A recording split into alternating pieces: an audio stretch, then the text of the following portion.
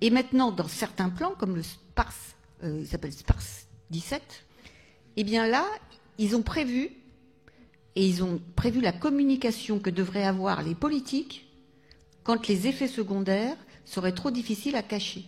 Et que la société civile aura déjà fait le travail que là, nous on se dit qu'est-ce qu'on pourrait faire pour venir. Eux, ils ont déjà prévu qu'on a fait ce travail, qu'on a fait des vidéos avec les victimes des vaccins, qu'il y a un moment donné où il y a trop de victimes visibles, avec trop de vidéos, des familles et tout, donc là, ils ne peuvent plus nier, qu'ils ont fait semblant de faire une commission d'enquête parlementaire, donc ils ont prévu la commission d'enquête parlementaire bidon, qui aura lieu, qui a déjà commencé, et ils ont aussi prévu que dans ce cas-là, le président de la République, dans leur plan, devra venir devant les citoyens et montrer énormément de compassion. Et voilà ce qui est dit. Donc, président de la République, vous devrez montrer beaucoup de compassion, dire que vous remerciez les gens qui ont accepté le vaccin et qui se sont ainsi sacrifiés pour leur communauté. Donc, mais si vous leur dites que voilà, mais maintenant, bien sûr, il va y avoir la commission d'enquête, et bien sûr, maintenant, il faut aller de l'avant. Tout ça est prévu, c'est écrit noir sur blanc. Noir sur blanc. Mais où ? Je vous donnerai le lien sur le site de Hopkins. Voilà. SPARS, celui où il explique tout ça, ça s'appelle SPARS 17.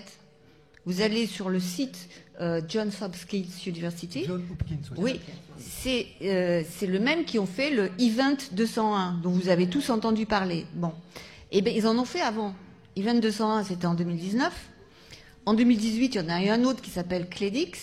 CLEDX, là, ils ont prévu toutes les mesures qu'ils nous ont appliquées. Parce que pendant longtemps, je me suis dit, mais d'où ils les ont sorties, ces mesures-là? Puis j'ai cherché. Et c'est il n'y a pas si longtemps que j'ai trouvé que c'était CLEDX. 2018. Mais 2017, c'est SPARS 17.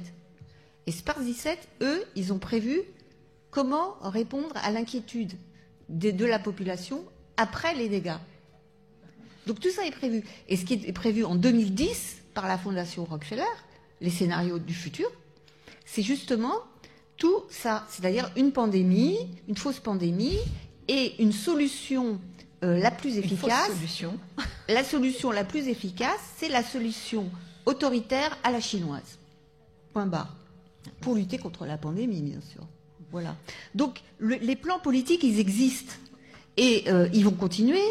Et ils ont prévu, donc l'année prochaine, de prendre la souveraineté des nations à l'OMS et que l'OMS décide des mesures en cas de pandémie et les applique directement, indépendamment de la volonté des États. Donc si les États signent le traité nouveau pandémique qui sera soumis aux États en 2024, s'ils le signent, ça veut dire qu'ils perdent la souveraineté et ils signent l'obligation d'appliquer les décisions de l'OMS dès que l'OMS le décidera. Or, il faut savoir qu'une pandémie, il y a une personne qui décide, c'est le directeur de l'OMS, qui est un ancien terroriste, voilà, qui faisait partie d'un groupe maoïste terroriste dans son pays. Eh bien, il y a lui, il décide, il rencontre la personne, il n'est même pas obligé de demander l'avis de qui que ce soit, il dit, ben voilà, c'est une pandémie, point barre. Et là, il y a toute la machine qui se met en route.